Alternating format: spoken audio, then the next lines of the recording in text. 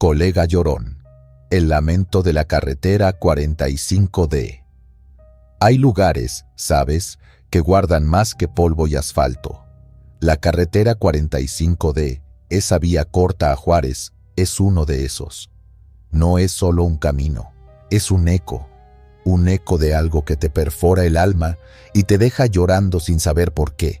Dicen que es por el colega llorón, una leyenda que, te lo juro, te llega hasta los huesos.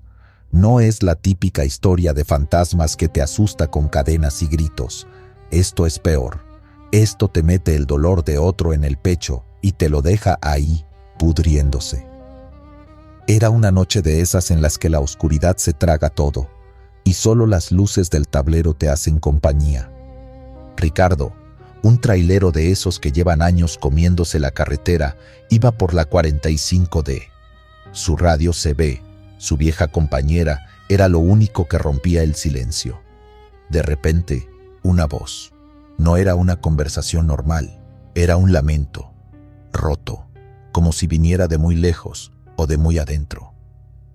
No, por favor, no pude ver crecer a mi niño. ¿Por qué me lo hicieron? Se le erizó la piel a Ricardo. No era un juego, esa voz, ese dolor, era real. ¿Quién anda ahí? ¿Cuál es tu ubicación? ¿Estás bien? Contesta, por favor. Silencio por un momento, solo estática. Ricardo se quedó con el corazón en un puño. Y luego, de nuevo, la voz, más débil esta vez. Aquí me dejaron, en el kilómetro 32. Ayuda. Ricardo no lo pensó dos veces. Un colega en apuros es un colega en apuros, no importa la hora ni el lugar. Pisó el acelerador, el motor rugiendo en la noche, devorando kilómetros. 10 minutos, que se sintieron como una eternidad, y ahí estaba, el kilómetro 32. Lo primero que vio fue la silueta oscura de un camión, fuera de la carretera, volcado, calcinado, parecía haber estado ahí por años. Los restos humeaban fantasmalmente bajo la luna. Ricardo detuvo su camión y bajó. El aire era pesado, denso, como si cargara con el peso de 1000 penas. Caminó hacia el camión siniestrado, el corazón latiéndole desbocado, y de repente, sin previo aviso, le dio un tirón en el pecho. Un dolor punzante, como si le hubieran clavado un cuchillo en el alma. Y entonces, las lágrimas, incontrolables. Se le anudó la garganta y los sollozos le salían solos, sin poder pararlos. No entendía por qué, no había razón lógica para tanto dolor, pero sentía una tristeza inmensa, una desolación tan profunda que le doblaba las rodillas. Era como si el lamento de aquel hombre, el que había escuchado en la radio, se le hubiera metido dentro. Lloró por varios minutos, sin poder parar, por un dolor que no era suyo, pero que sentía con cada fibra de su ser. Era la tristeza del hombre muerto, la angustia de un padre que nunca vio crecer a su hijo, el lamento de alguien abandonado a su suerte en esa carretera solitaria. Se sentó en el asfalto frío, con la cabeza entre las manos, intentando recuperar el aliento. Cuando finalmente las lágrimas se secaron, dejó un vacío helado en su interior. La voz en la radio, el camión calcinado, el llanto incontenible. Todo se unió en un escalofrío que le recorrió la espalda. Ahí, en ese kilómetro 32, sintió la presencia de algo más. Algo que se aferraba a la carretera, alimentándose del dolor y la desesperación. Ricardo regresó a su cabina, con la mirada perdida en la oscuridad. Ya no era el mismo. El lamento del colega llorón se le había pegado al alma como una garrapata. Condujo el resto de la noche en silencio, escuchando solo el zumbido del motor y el eco lejano de aquella voz quebrada. Cada vez que pasaba por la 45D, sentía un nudo en el estómago, un presentimiento oscuro. La leyenda dice que el colega llorón es el alma de un trailero que fue asaltado y asesinado en ese tramo de la carretera. Lo dejaron tirado, desangrándose, mientras suplicaba por ver a su hijo una última vez. Su lamento quedó impregnado en el aire, en el asfalto, en cada onda de radio que se atreve a cruzar ese punto. Y no es un fantasma que busca venganza, no. Es algo mucho más siniestro. Es una tristeza que se contagia, un dolor que se adhiere a quienes se acercan demasiado. Si alguna vez te encuentras en la carretera 45D, en medio de la noche, y escuchas una voz rota por la estática, un lamento que te hiela la sangre, no preguntes, no te detengas, sigue de largo, acelera, no mires atrás, porque si te detienes, si intentas ayudar, el colega llorón te encontrará y te meterá su dolor en el pecho, te robará la alegría, te hará llorar por penas que no son tuyas, y esa tristeza, ese lamento, se quedará contigo para siempre. Y te lo digo yo, que he visto a muchos regresar de esa carretera con los ojos hinchados, con una melancolía inexplicable, con el alma rota. Algunos juran haber escuchado la voz, otros solo sintieron el peso de la tristeza sin saber por qué. Sea como sea, la carretera 45D y el colega llorón son una advertencia, un recordatorio de que hay horrores que no se ven, pero se sienten. Horrores que te roban la paz y te dejan llorando por lo que no entiendes. Así que, si pasas por ahí, ten cuidado. No vaya a ser que te toque a ti ser el siguiente en contagiarte de ese lamento eterno. Parada de las 3 de la mañana. El dueño del camino. Miren, todos hemos oído historias de carreteras, de esas leyendas que se cuentan en la madrugada, con un café en la mano y la guantera abierta. Pero hay una que es diferente, una que no va de fantasmas comunes, sino de algo mucho más dueño del lugar. En México, y en especial en las rutas que cortan el país, existe esta creencia, esta advertencia sutil, de que a las 3 de la mañana, justo cuando se dice que el velo entre este mundo y el otro es más delgado que una hoja de papel, el camino tiene un propietario. No es la Guardia Nacional, no es un terrateniente, es una entidad que, simple y sencillamente, reclama el peaje. Se le conoce de muchas formas, pero la más común es el dueño del camino, o el diablo de la carretera. La historia dice que no busca tu vida, al menos no al principio.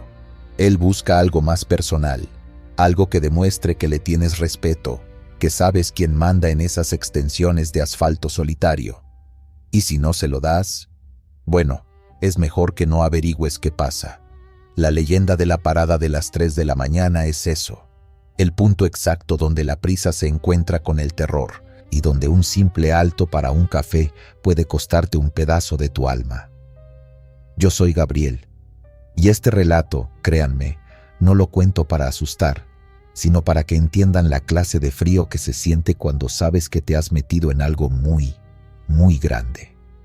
Era la 1 de la madrugada cuando salí de Veracruz.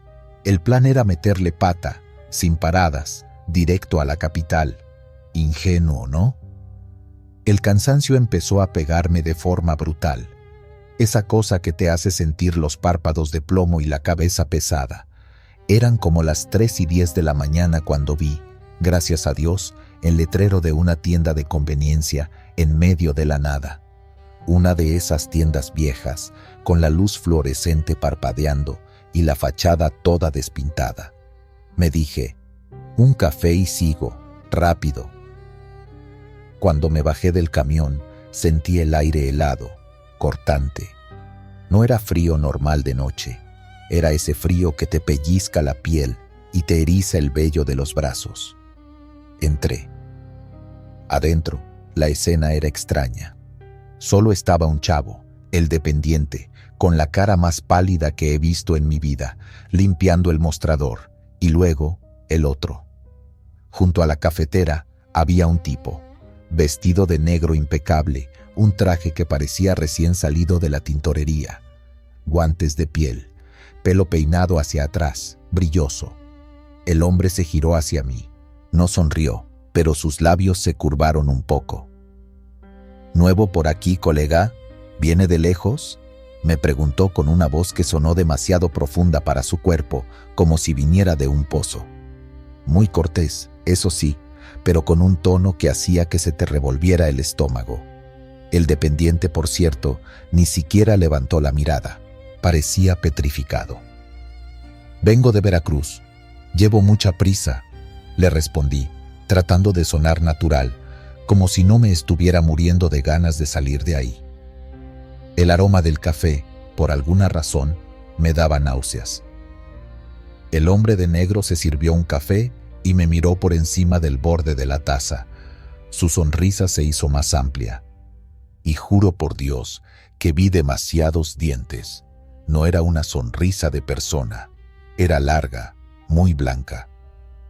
«No tenga prisa», dijo, y esta vez la voz se sintió como un escalofrío en la espalda. «El camino es mío, y si quiere llegar a salvo, debe dejarme algo». Me quedé helado. Mi mente empezó a correr, pensando en un asalto, en que me iba a pedir la cartera o el reloj, pero algo me decía que no era eso.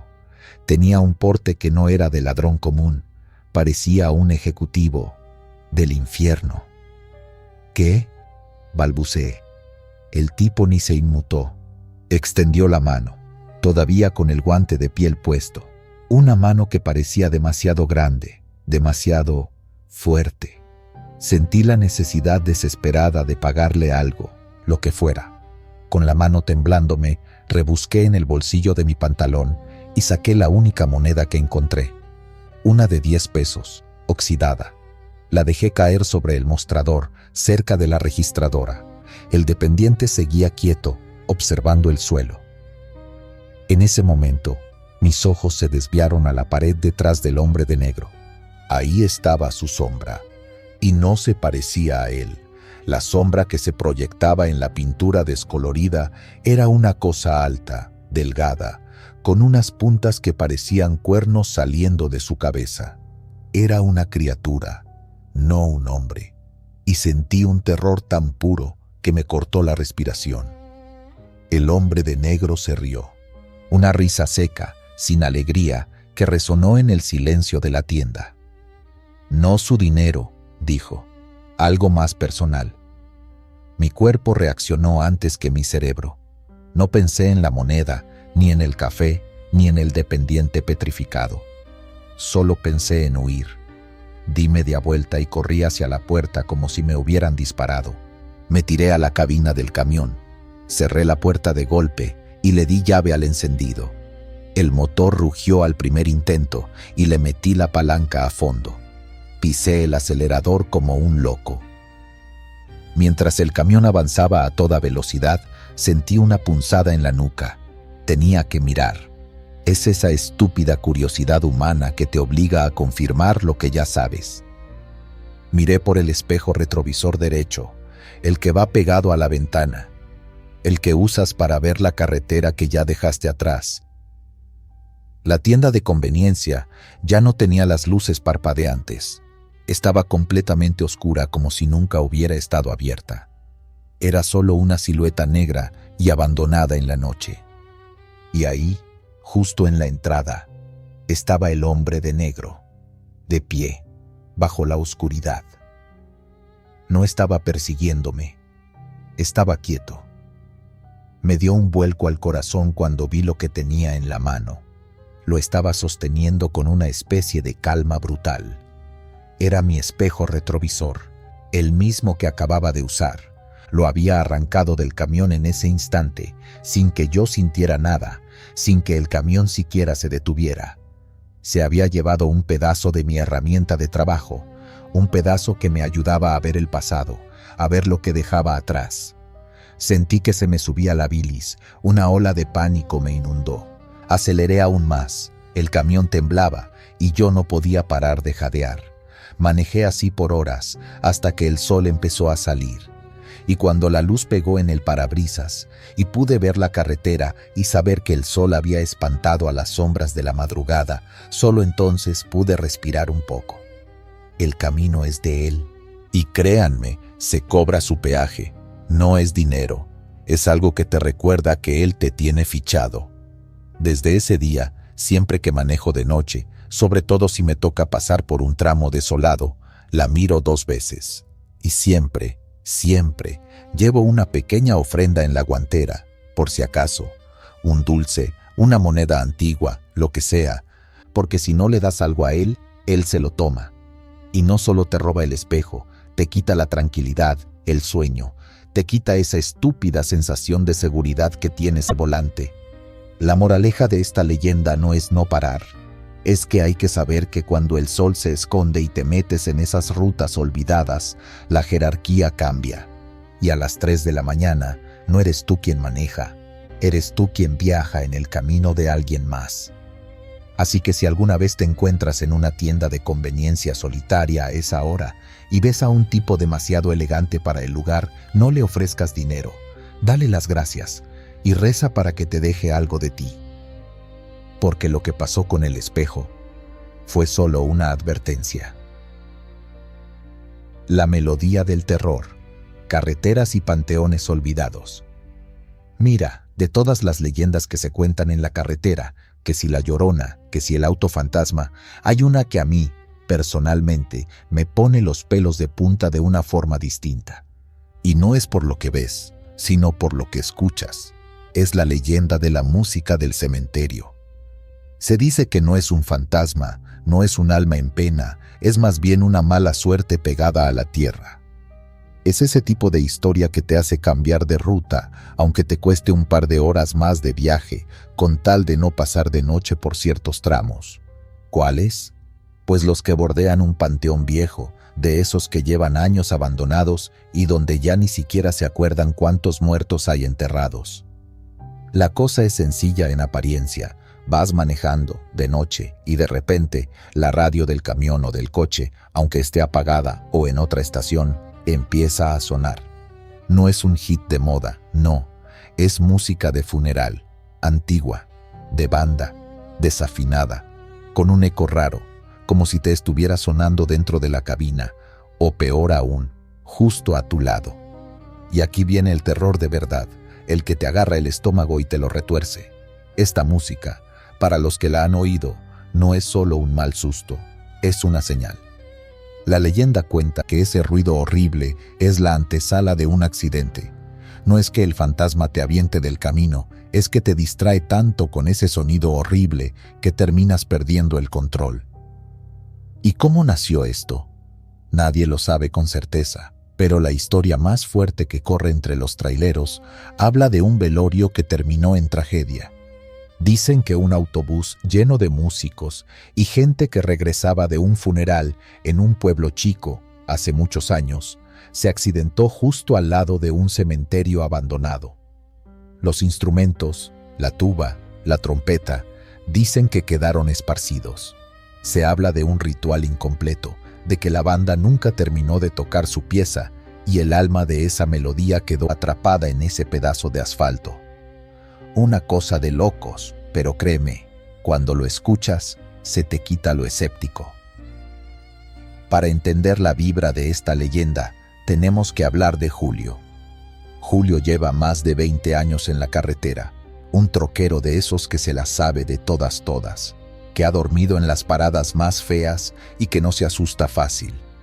Esto le pasó hace unos 5 años, en una de esas rutas que te agarran la madrugada, donde la soledad es tan pesada que casi la puedes tocar.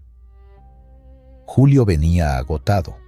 Llevaba horas, la vista ya medio borrosa, la cabeza le daba vueltas. Había estado tomando café, pero ya ni eso le hacía efecto. El motor iba ronroneando bien, el camino era recto y se notaba que había pasado la hora pico.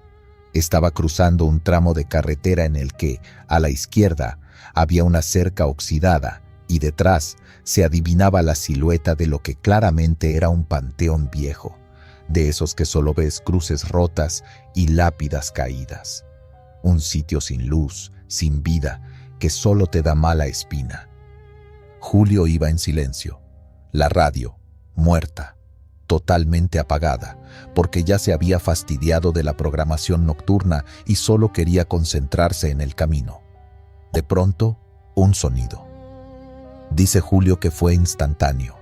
No fue que subiera el volumen de a poco, no. Fue como si alguien le hubiera puesto play a un casete viejo justo en medio de su cabina. Y la música, Dios, la música.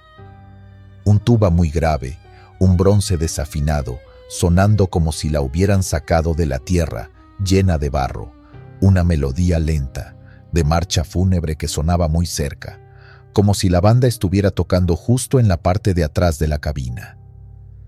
Julio sintió un escalofrío que le subió desde los talones hasta el cuello. Se le erizó el pelo de los brazos. La primera reacción no fue miedo, fue pura molestia. ¿Cómo era posible? Julio, golpeando la radio con la palma de la mano, frustrado. «Apágate, ya apágate, demonios. Te dije que no quiero ruido». Le dio un golpe seco al tablero. La música, de golpe, se detuvo. Murió. Silencio total. Julio tomó una bocanada de aire, sintiendo el corazón galoparle en el pecho. «Puras fallas eléctricas», pensó. «Esta carcacha ya me está volviendo loco». Pero el alivio duró lo que tarda un parpadeo. Apenas Julio estaba bajando la guardia. El primer golpe, ¡pum!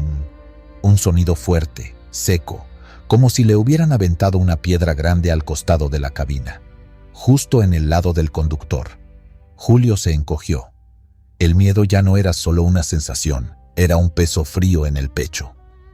Y luego, el segundo golpe, ¡pum! Y aquí es donde el pánico lo paralizó.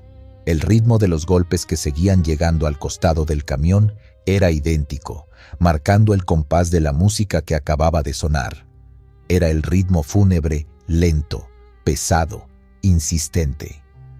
Dice que su mente se puso en blanco, solo quedó una orden: acelera. Pisó el acelerador a fondo. La música, que ahora era solo el ritmo de los golpes en la lata, lo perseguía. Pum, pum, pum. Un camión pesado no es un deportivo, y a Julio se le hizo eterno. Cada golpe era como un recordatorio de que algo o alguien iba trotando a la par de su cabina en medio de la oscuridad. El terror era absoluto. No se atrevía a ver por el espejo retrovisor. Sabía que si veía algo, por una fracción de segundo, se estrellaría. Así que mantuvo los ojos fijos en la carretera, manejando por puro instinto de supervivencia. La persecución duró hasta que por fin vio las primeras luces de un pueblo, a lo lejos, ya casi al final del tramo del panteón.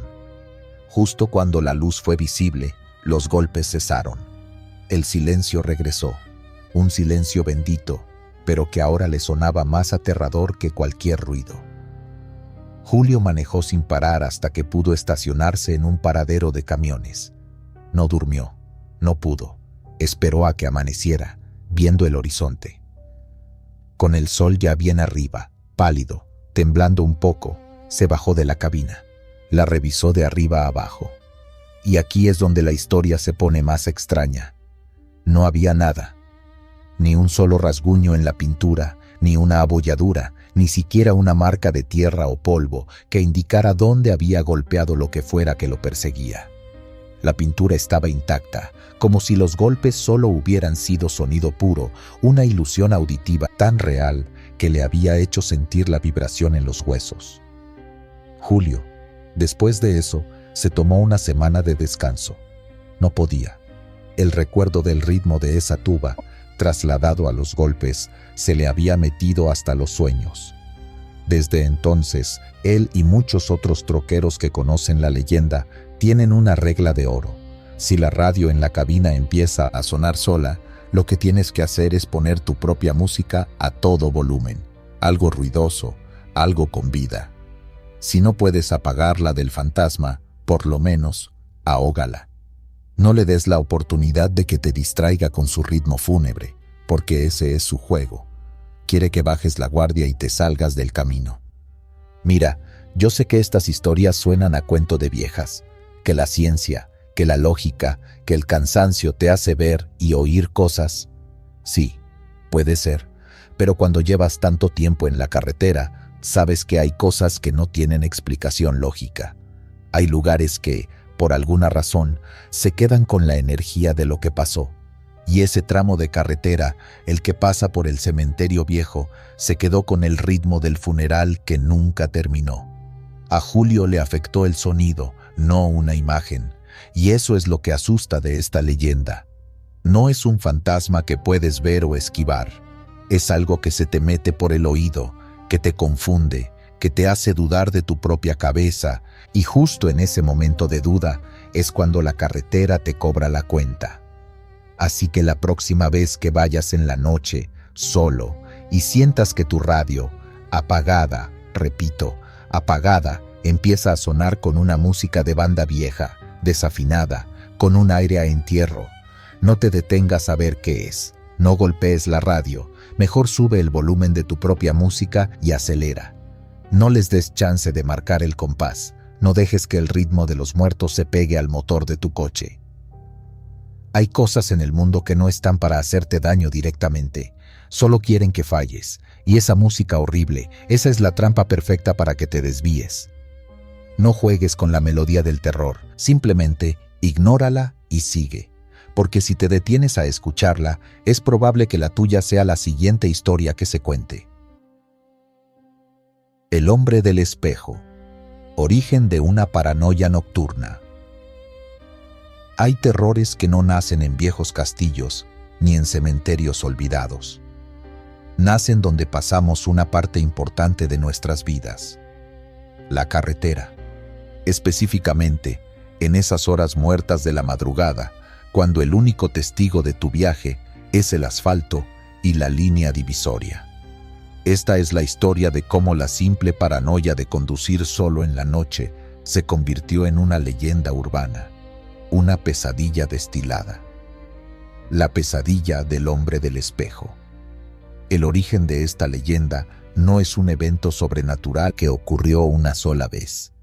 Es una colección de momentos, de instantes de fatiga extrema y soledad, que nos hacen cuestionar lo que realmente vemos. Es el cerebro jugando con nosotros cuando está al límite, y sin embargo, a veces parece que la realidad se burla de nuestra lógica. César, como tantos otros, conducía por trabajo, horas y horas devorando kilómetros. En la oscuridad, todo se magnifica. Un simple reflejo puede parecer un movimiento, un cambio en la luz, una sombra, y el punto focal de toda esa tensión, el punto ciego que se convierte en nuestro punto de control, es uno solo: el espejo retrovisor interior. Esa noche, César ya había pasado el punto de la fatiga. Estaba peleando con el sueño, haciendo pequeñas maniobras para mantenerse despierto, bajar las ventanas, subir la radio, cantar mal. Pero la sensación de no estar solo comenzó a crecerle en la nuca. ¡Qué frío hace de repente, joder! Lo primero que hizo fue lo que hacemos todos: buscar la fuente de esa sensación, mirar por el retrovisor. No buscaba un coche detrás, buscaba una confirmación de que solo estaba él, pero lo que encontró fue cualquier cosa menos consuelo. Imagínate ese impacto. En lugar de tu propia cara, ves la de un absoluto desconocido. Un rostro roto que te mira con una maldad tan concentrada que sientes el peso en el pecho. Por un segundo, el corazón de César dio un brinco que le dolió hasta las costillas. Un susto de muerte. ¡Mierda! El parpadeo. Ese acto reflejo que hacemos cuando estamos agotados. Lo miras, lo ves, parpadeas y desaparece. ¿Fue el cansancio? ¿Una alucinación? Intentas justificarlo, racionalizarlo, pero la sensación fría y pegajosa en el estómago te dice otra cosa. Te dice que algo, por un instante, se coló donde no debía. Tranquilo, es el sueño, César, céntrate. Y ahí está el anzuelo. ¿Lo viste realmente?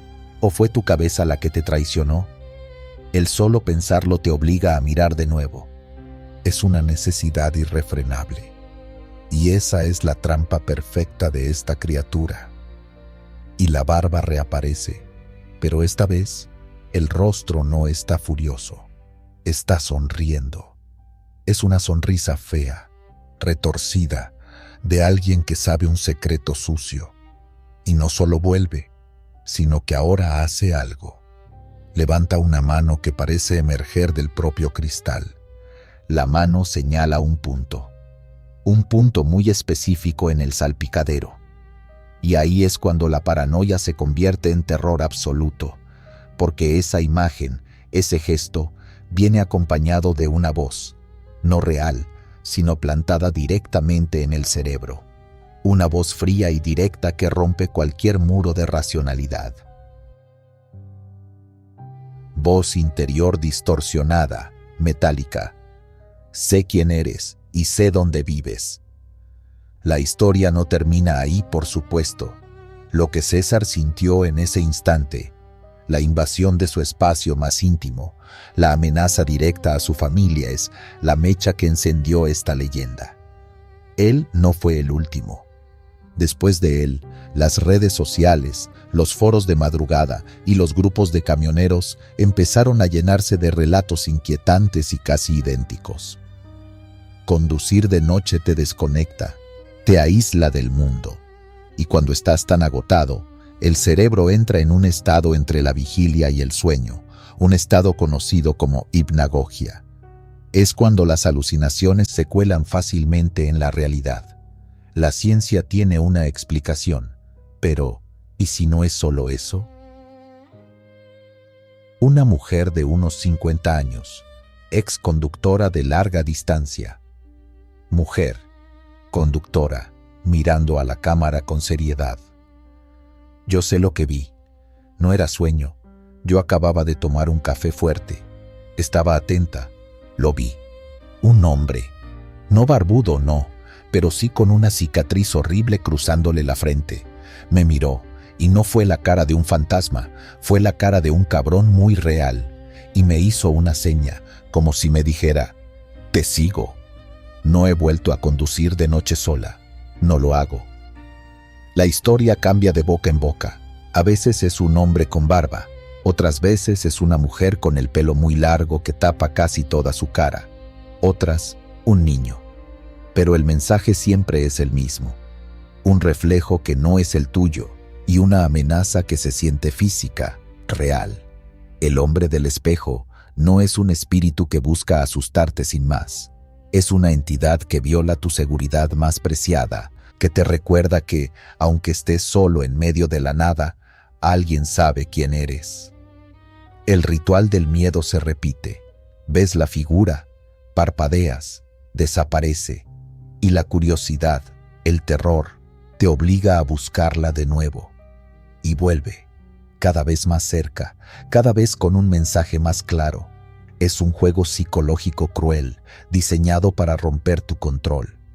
Los psicólogos hablan de disociación.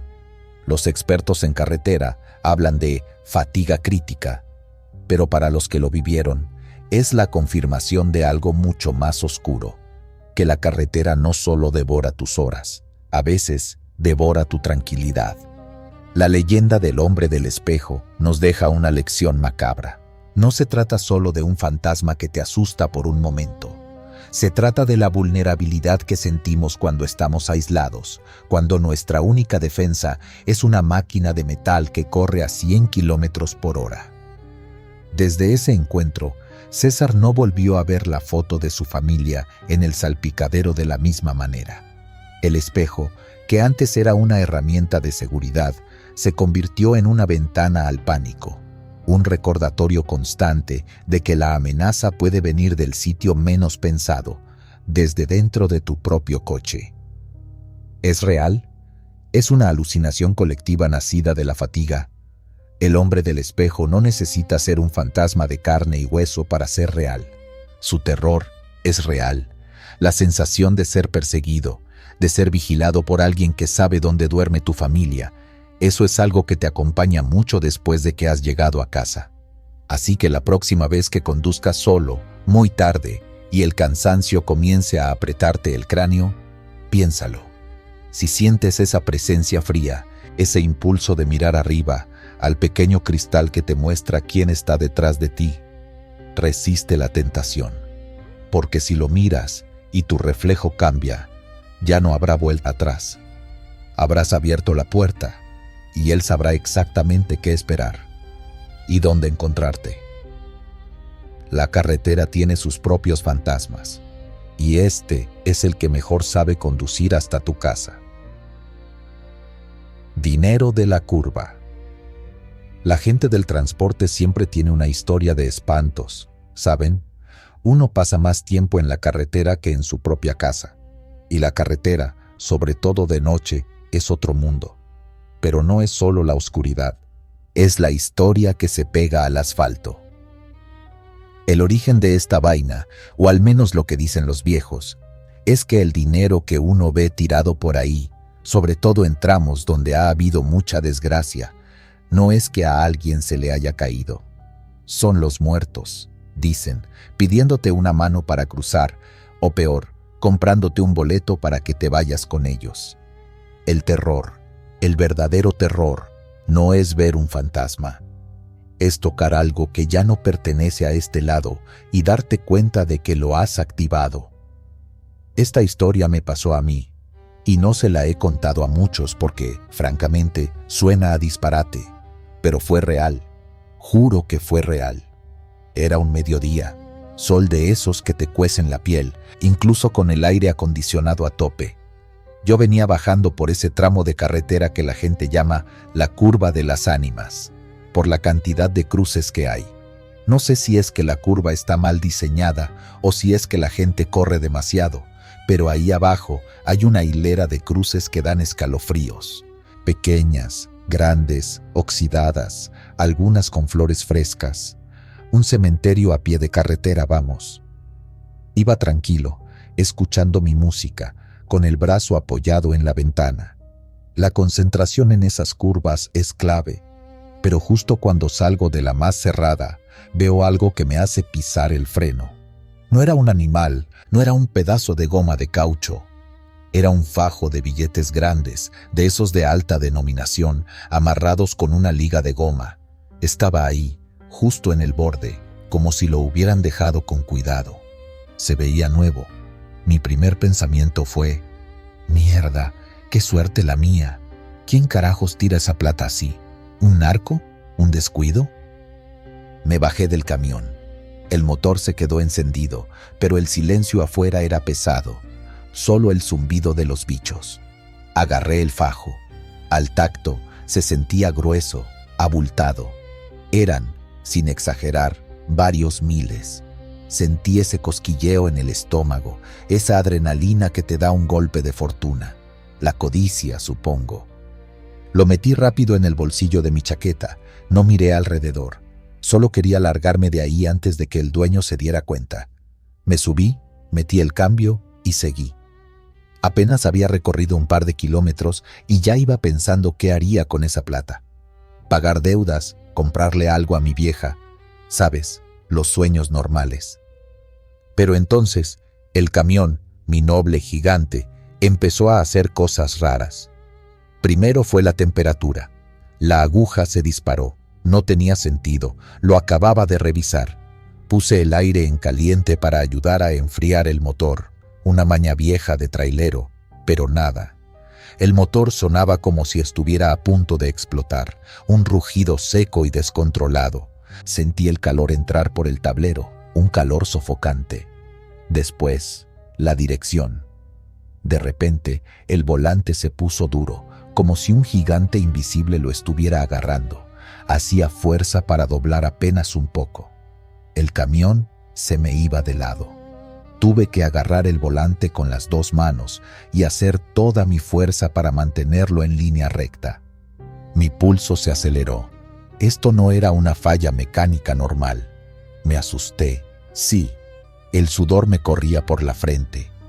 «Maldita sea, ¿qué le pasa a este cacharro?», grité solo en la cabina. Detuve el camión de golpe, a un lado de la carretera, con el corazón latiéndome en la garganta. El motor se quedó temblando, haciendo un ruido horrible, como un quejido. No lo apagué por miedo a que no volviera a aprender. Me quedé sentado, respirando profundo, tratando de encontrarle una explicación lógica a la locura. Mi mirada se fue al bolsillo de la chaqueta. El dinero. De pronto, todo ese golpe de suerte me pareció sucio, traído. Con la mano temblándome un poco, saqué el fajo. Al desatar la liga, la electricidad estática de los billetes me dio un toque en el dedo. Los empecé a contar, a revisar. No sé por qué, pero sentía que tenía que encontrar una marca, una clave de que eran falsos. No lo eran. Eran billetes de banco, con su sello y su textura correcta. Pero la cara era lo que estaba mal. En el centro del billete, donde debería estar el retrato de un héroe o un prócer, había un hombre.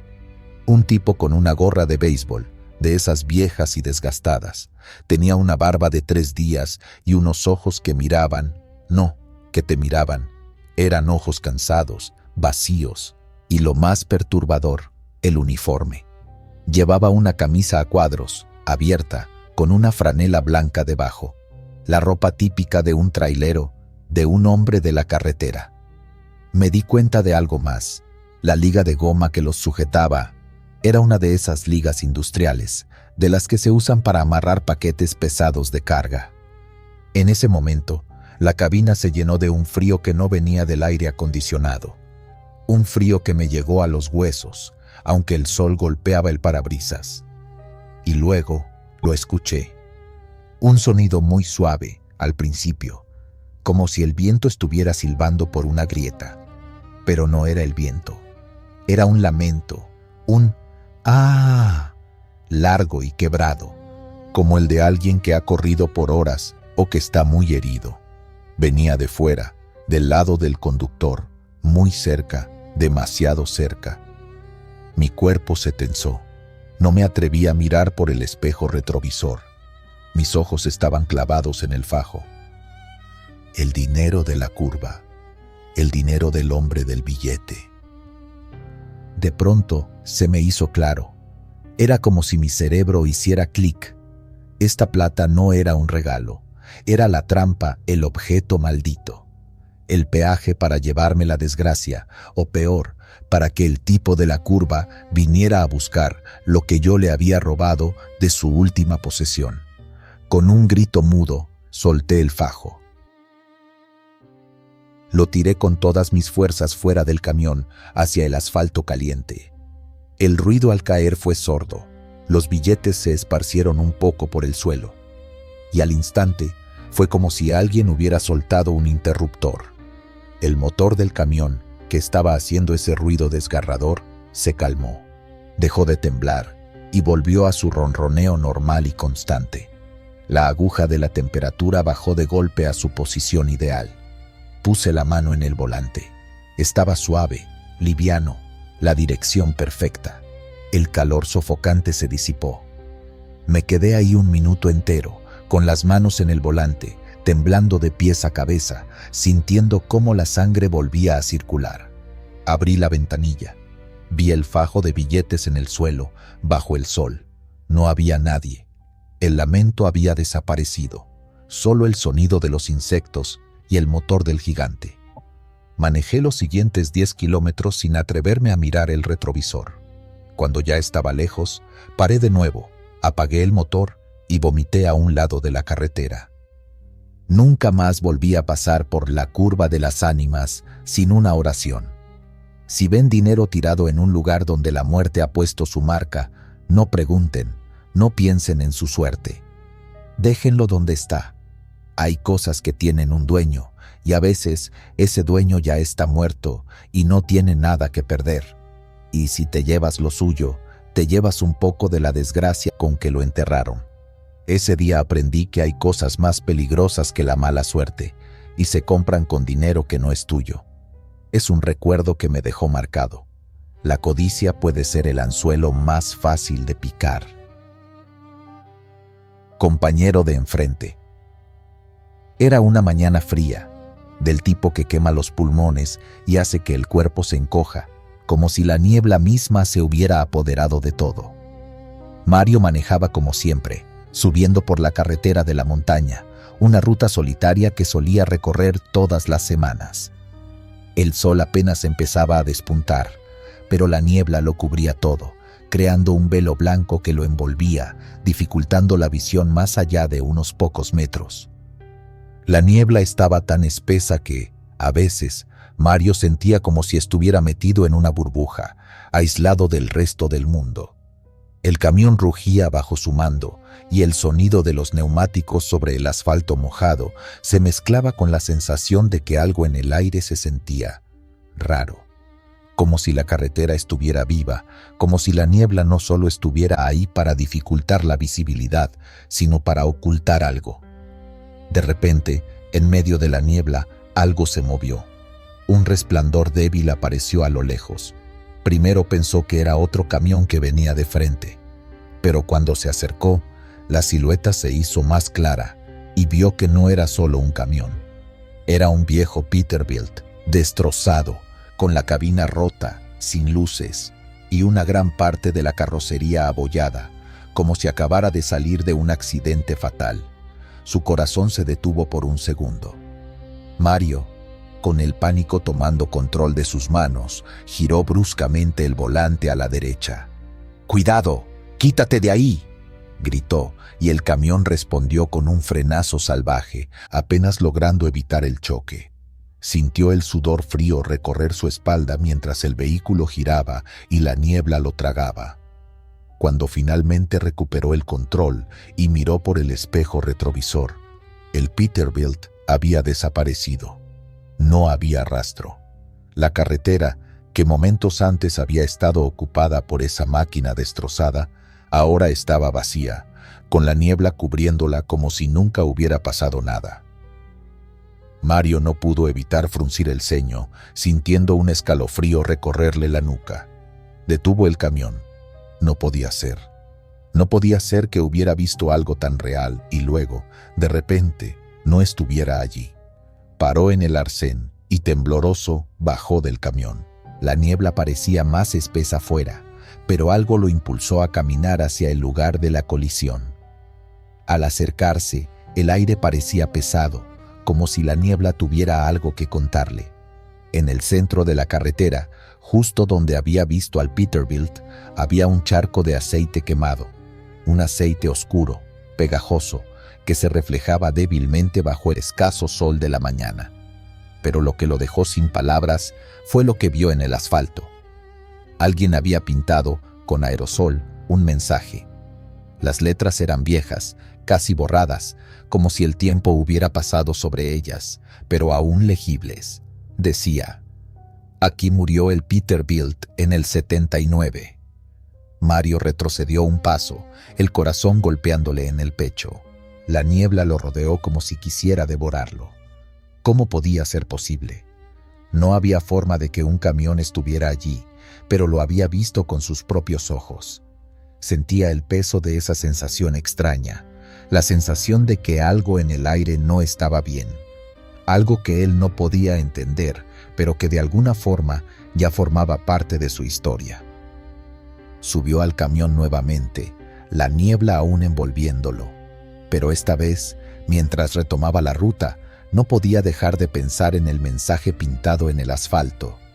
¿Cómo podía saber alguien que el Peterbilt había muerto allí, en ese exacto lugar, tantos años atrás?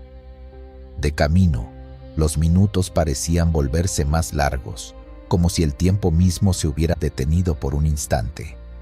Mario se pasó las manos por el rostro, tratando de despejarse, pero no pudo.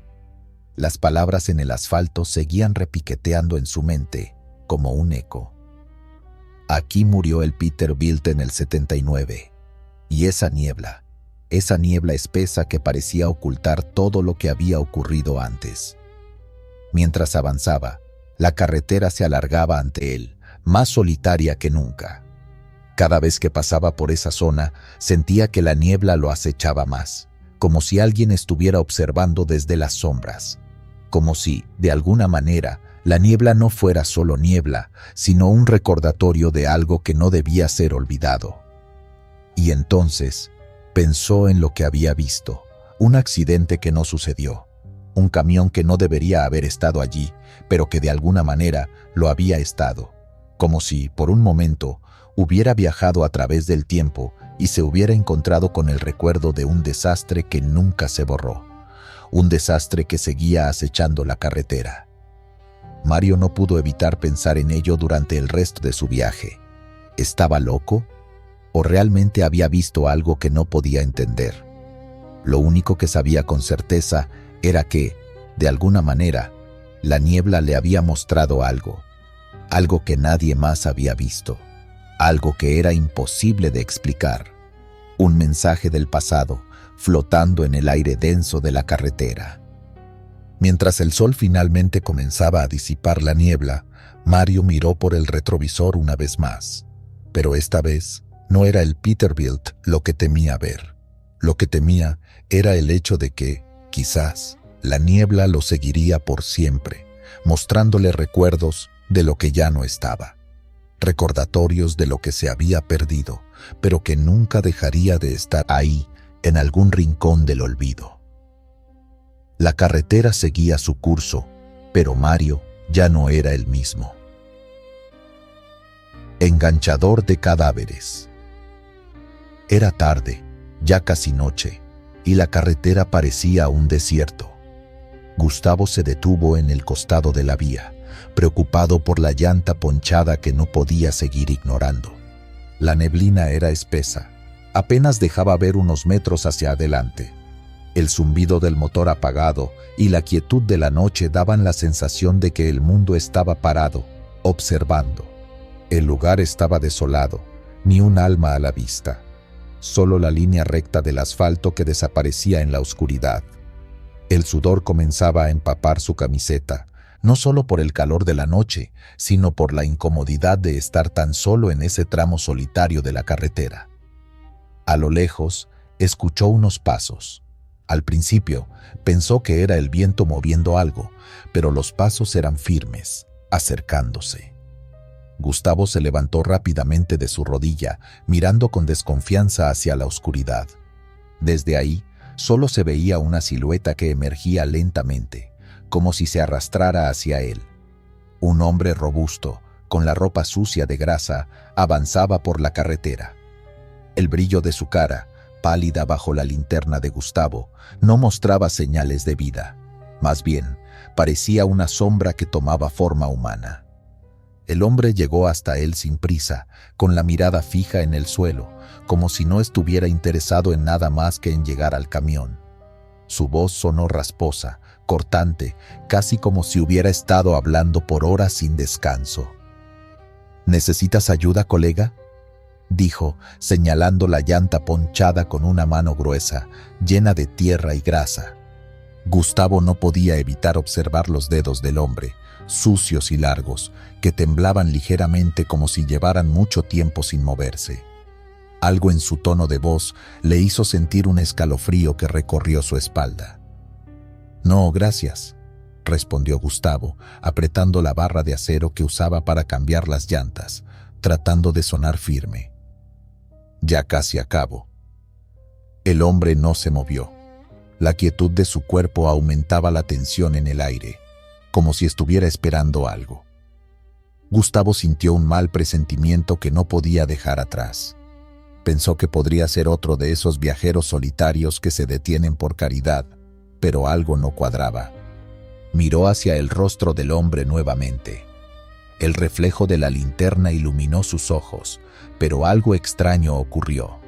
Los ojos del hombre no reflejaban luz, estaban completamente opacos, como si no tuviesen vida dentro de ellos. Gustavo sintió una presión en el pecho, como si el aire hubiera desaparecido de repente. El hombre sonrió, una sonrisa que no era humana, una mueca de pura maldad. «Ah, es que te vi la cara de miedo, la misma cara que hacen cuando les corto la garganta por 1 kilo de diésel». La voz sonó burlona, como si disfrutara del terror en los ojos de su víctima. Gustavo no pensó, solo reaccionó. Agarró su barra de acero y la golpeó contra el suelo, haciendo un ruido fuerte con la esperanza de que el hombre se asustara o se fuera. Pero lo que ocurrió a continuación fue aún más aterrador. El hombre, como si no hubiera existido nunca, se desvaneció en el aire. No corrió, no se escondió, simplemente desapareció, como si nunca hubiese estado allí. Gustavo se quedó allí, mirando el lugar por donde había estado el hombre, con el corazón latiendo rápido. ¿Qué había sido eso? ¿Un loco de la carretera? ¿O algo mucho más siniestro? Pero al mirar hacia su camión, se dio cuenta de algo peor. La llanta que acababa de cambiar, que había inflado con dificultad minutos antes, ahora estaba completamente desinflada otra vez. Era imposible. Estaba seguro de que la había revisado bien. Miró alrededor, buscando al hombre, esperando que apareciera de nuevo, pero no había ni rastro. El aire estaba silencioso, más que antes, y la carretera seguía vacía. Gustavo no sabía qué pensar, pero una cosa estaba clara. Lo que había visto no era normal. Esa sensación de que algo invisible, algo sin forma, estaba acechando desde las sombras. Esa extraña calma en el aire, como si el mismo lugar estuviera vivo, observando. Esa sensación, esa mirada que había visto en los ojos del hombre, lo perseguiría por siempre. No era la primera vez que algo así sucedía en las rutas mexicanas. Sabía que, tarde o temprano, llegaría la noche en que el miedo y la desesperación se apoderaran de él, tal como le había ocurrido a tantos otros antes. Porque, como él mismo aprendería, el peligro en las carreteras no siempre se muestra como una amenaza directa. A veces se disfraza de ayuda, se viste de amabilidad y se presenta en la forma de un desconocido. Pero, como en la leyenda del enganchador, no todo lo que parece ser un salvavidas lo es. Y siempre, siempre, los ojos oscuros estarán observando, esperando el momento perfecto para atacar. Gustavo no dejó de pensar en eso en su siguiente parada. Al mirarse en el espejo retrovisor, sintió que no estaba solo, que algo lo observaba, algo que no se podía ver, pero sí se podía sentir, y esa sensación nunca lo abandonó, ni cuando terminó el viaje. Como una advertencia no pronunciada, esa historia seguía siendo contada por los mismos que ya no regresaban. El miedo, como la carretera, siempre es largo y solitario, y cuando el enganchador aparece, nunca es solo por casualidad. ¿Te atreverías a seguir el camino sabiendo que esa sombra podría estar siguiéndote a cada kilómetro? Mujer que pide hijos. Era una noche fría, de esas en las que la niebla no solo se ve, sino que se siente en los huesos. David, un hombre de unos 30 años, viajaba por la carretera en su tráiler. El sonido de los neumáticos sobre el asfalto era lo único que rompía el silencio, acompañado solo por el murmullo constante de la radio. Era padre de 2 niñas pequeñas, y su mente siempre volvía a ellas, a sus risas y al calor de su hogar. El viaje nocturno no era algo que le gustara, pero a veces el trabajo lo obligaba.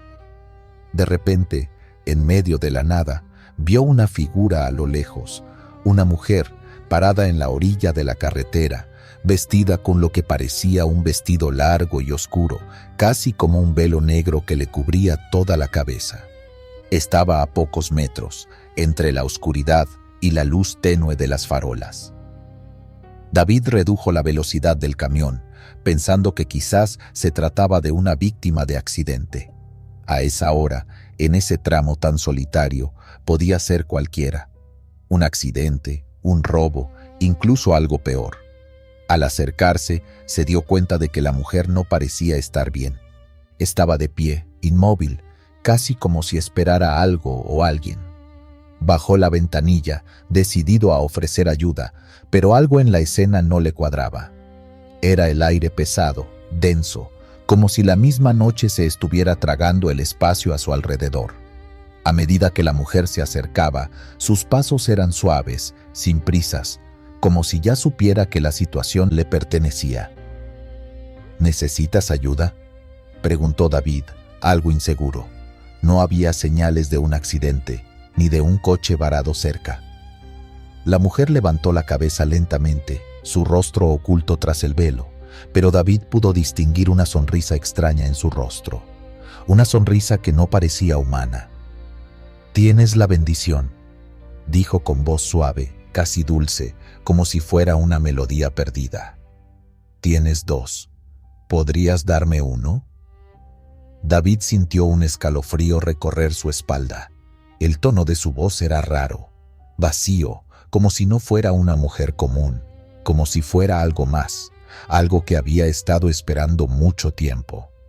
Con el corazón acelerado, David miró rápidamente por el retrovisor, buscando alguna otra señal de vida, pero no había nada.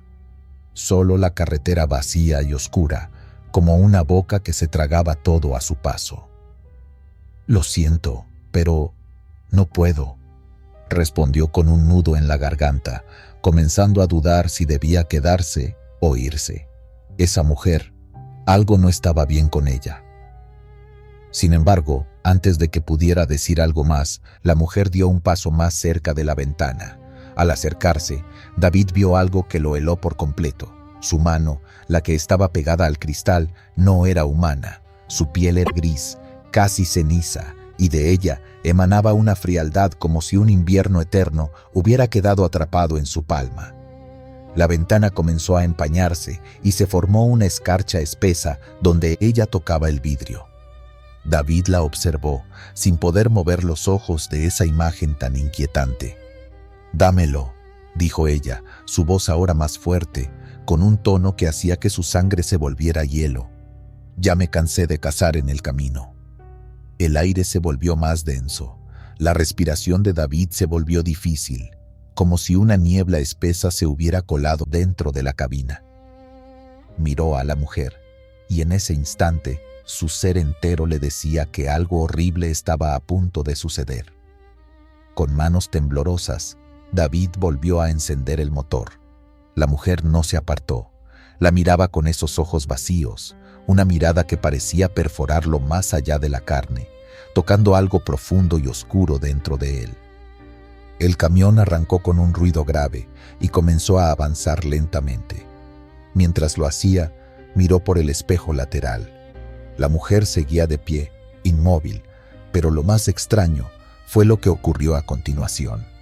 De su vestido negro comenzó a emanar un humo blanco y denso, como si su ropa estuviera quemándose sin fuego. Ceniza se alzó a su alrededor, flotando en el aire, pero ella seguía allí, quieta, observando. David aceleró con más fuerza, queriendo alejarse de ese lugar cuanto antes. Miraba al frente, sintiendo que cada segundo que pasaba en esa carretera interminable era uno de más agonía. En su mente, no dejaba de pensar en sus hijas. Esa mujer no buscaba ayuda, no era una simple víctima. No podía hacerlo, nadie podía hacerlo. Con las manos firmemente sujetando el volante, David escuchó el sonido de su respiración y el rugido del motor, pero ya no podía pensar claramente. Solo quería salir de ese lugar, regresar a su hogar, abrazar a sus hijas y olvidar todo esto. Pero la sensación de que algo lo observaba desde la oscuridad lo perseguía, apretando su pecho con cada kilómetro que recorría. El paisaje a su alrededor parecía estar cambiando. La carretera, antes clara, ahora parecía difusa, como si la niebla se hubiera tragado el mundo. Y por un instante pensó que había oído algo, un susurro débil, muy bajo, que venía de las sombras. «No te olvides de lo que debes darme». David pisó el acelerador aún más fuerte, sin mirar atrás, sin pensar en nada más que escapar. Y aunque intentó convencerse de que había sido una alucinación, el eco de esas palabras lo siguió en cada kilómetro, en cada curva. Algo dentro de él sabía que lo que acababa de vivir era real. Y lo peor de todo era que esa mujer, esa entidad, no había terminado con él. Desde esa noche, cuando David llega a casa, siempre siente que algo lo observa. Esa sensación no desaparece nunca, y aunque está junto a su familia, las sombras parecen seguirlo. A veces, en la quietud de la noche, cree escuchar el susurro de esa mujer, pidiendo lo que nunca podrá darle.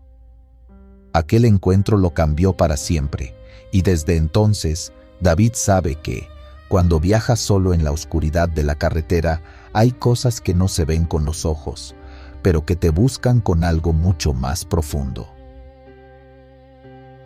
Taxi de la muerte. Era una madrugada como tantas otras. José estaba en un alto, en la intersección de una carretera solitaria, ese tipo de caminos donde el silencio parece ser tan denso que te deja pensar que el tiempo se detuvo. No había coches, no había ruido, solo la soledad de la carretera abierta ante él. José había salido tarde, como siempre. Su trabajo lo tenía acostumbrado a las horas extrañas. Unos minutos más y debería estar en su destino. Pero, de repente, el sonido que cortó la quietud fue el de un motor a lo lejos. Un coche. Algo raro, pensó, porque por aquí, a esta hora, no pasaba casi nadie. Miró por el espejo retrovisor. No se veía nada, pero el sonido del motor se acercaba. No era el sonido de un coche cualquiera, sino algo pesado, arrastrado, como si estuviera luchando con el camino. Y entonces lo vio. A la izquierda, apareciendo de la oscuridad, un taxi. No era un taxi común, no lo parecía. Era viejo, con la pintura desgastada, las luces intermitentes parpadeando de forma errática. Parecía haber salido de algún rincón olvidado, una reliquia de otro tiempo.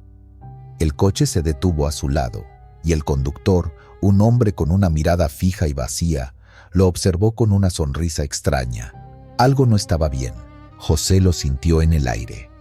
De pronto, el altoparlante del taxi emitió un sonido bajo, casi inaudible. 10-4, ya te encontramos. José sintió un escalofrío. El latido de su corazón empezó a acelerar, pero no entendía por qué. Tal vez el cansancio, pensó, tal vez alguna ilusión. Pero esa voz, esa sonrisa del taxista, no lo dejaban tranquilo. Entonces, algo peor sucedió. El taxi comenzó a hacer luces intermitentes. Primero una, luego la otra. Como si el coche estuviera avisando de algo, como si estuviera comunicándose con él. ¿Pero qué? José sintió la necesidad de moverse. Ya no estaba cómodo. Miró por el espejo retrovisor, y ahí estaba, el taxi, justo detrás de él, a una distancia peligrosa, como si lo estuviera siguiendo. Eso no estaba bien. Pero lo peor vino cuando, con un golpe seco, el taxi empujó el parachoques de su vehículo. José aceleró. 80 kilómetros por hora, 100 kilómetros por hora, y el taxi seguía ahí, sin ceder, siempre pegado. La carretera vacía, el ruido del motor y el golpeteo del taxi detrás. Como una sombra inmóvil, como un espectro decidido a alcanzarlo. José apretó el volante, los ojos fijos en la carretera. La adrenalina estaba al máximo. No es posible, murmuró para sí. Esto no puede estar pasando. Pero lo estaba. El taxi no paraba. Lo golpeaba una y otra vez, como si no tuviera miedo a nada. Aceleró más. 120 kilómetros por hora, la velocidad más que suficiente, pero el taxi seguía. No había manera de librarse. No podía creerlo. Sintió que no podía más. Sacó el teléfono y marcó a la policía. Su voz sonaba como si viniera de otro mundo, como si no estuviera hablando realmente, sino simplemente repitiendo palabras. Un taxi raro me sigue, está detrás de mí, lo golpea a mi camión. La respuesta de la policía fue rápida. ¿Qué tipo de taxi? ¿Cuándo lo vio por última vez? José apenas podía responder. Es viejo, como de hace años. No sé, no lo puedo explicar bien. El operador se quedó en silencio por un segundo y luego, con tono frío, le dijo: ese modelo fue dado de baja y desguazado hace más de 20 años. Nadie lo ha visto en esa zona. Nunca más. Mantenga la calma. José miró por el espejo. El taxi estaba ahí, inmóvil ahora, sin avanzar, con esa luz intermitente que parecía un parpadeo de algo más allá de lo natural. Pensó que la policía llegaría pronto, que todo terminaría. Pero en el momento en que vio las luces de la patrulla acercándose, algo extraño pasó. El taxi desapareció. No fue una desaparición común. No fue una niebla o una sombra. Simplemente ya no estaba, como si nunca hubiera existido. La patrulla llegó y José bajó de su camión, temblando. ¿Lo vieron?, preguntó. El oficial lo miró confundido. ¿Vimos qué? El taxi que mencionó. ¿Está bien? José no supo qué responder. Solo podía mirar la carretera vacía y sentir cómo el miedo se apoderaba de él. Ya no quedaban rastros de nada, nada del coche, ni del taxista, ni de esa mirada extraña. Pero la sensación de que algo no estaba bien, que algo no encajaba, quedó ahí, en el aire, flotando, como un eco, algo que no podría explicarse. Y a partir de esa noche, José nunca más volvió a esperar en esa intersección.